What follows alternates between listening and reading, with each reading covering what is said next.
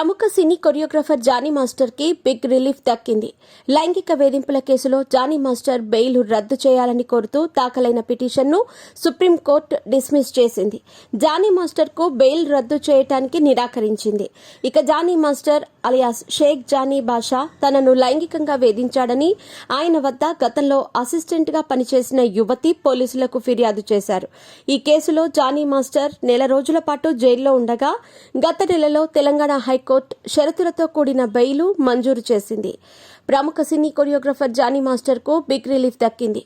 లైంగిక వేధింపుల కేసులో జానీ మాస్టర్ బెయిల్ రద్దు చేయాలని కోరుతూ దాఖలైన పిటిషన్ను సుప్రీంకోర్టు డిస్మిస్ చేసింది.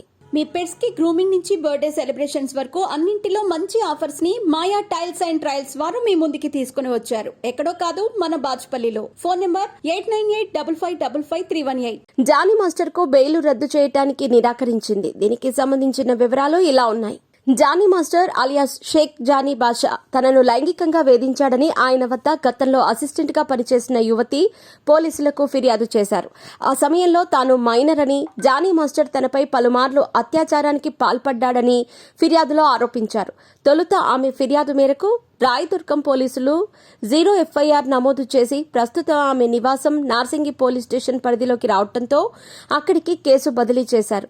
దీంతో నార్సింగి పోలీసులు జానీ మాస్టర్ పోక్సో యాక్టుతో సహా పలు సెక్షన్ల కింద అభియోగాలు మోపారు. అయితే జానీ మాస్టర్ ఆచూకీ లభించకపోవడంతో ప్రత్యేక బృందాలను ఏర్పాటు చేసి గాలింపు చేపట్టారు. ఈ క్రమంలోనే కొద్ది రోజుల తర్వాత గోవాలో జానీ మాస్టర్ ను పోలీసులు అరెస్ట్ చేశారు. దీంతో దాదాపు నెల రోజులుగా జానీ మాస్టర్ చెంచల్గూడ జైల్లో ఉన్నారు. అయితే బెస్ట్ కొరియోగ్రాఫర్ గా జానీ మాస్టర్ కి నేషనల్ అవార్డు అందుకునేందుకు అక్టోబర్ 6 నుంచి 9 వరకు జానీ మాస్టర్ కు కోర్టు మధ్యంతర బెయిల్ మంజూరు చేసింది.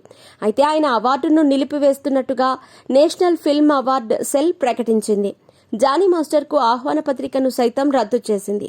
ఇక ఆ గడువు ముగిసిన తర్వాత జానీ మాస్టర్ మళ్లీ జైలుకు వెళ్లారు. అయితే బెయిల్ కోసం జానీ మాస్టర్ తెలంగాణ హైకోర్టును ఆశ్రయించారు. ఈ క్రమంలోనే తెలంగాణ హైకోర్టు న్యాయమూర్తి జస్టిస్ జువ్వాడి శ్రీదేవి గత నెల 24వ తేదీన జానీ మాస్టర్ కు షరతులతో కూడిన బెయిల్ మంజూరు చేశారు. దీంతో జానీ మాస్టర్ ఆ మరుసటి రోజున చెంచల్గూడ జైలు నుంచి విడుదలయ్యారు. బెయిల్పై విడుదలైన జానీ మాస్టర్ ఫ్యామిలీతో గడపడంతో పాటు వివిధ కార్యక్రమాల్లో సైతం పాల్గొన్నారు. అయితే జానీ మాస్టర్ బెయిల్ రద్దు చేయాలని కోరుతూ ఆయనపై ఫిర్యాదు చేసిన యువతి సుప్రీంకోర్టును ఆశ్రయించారు. ఈ పిటిషన్పై సుప్రీంకోర్టు ధర్మాసనం శుక్రవారం విచారణ చేపట్టింది.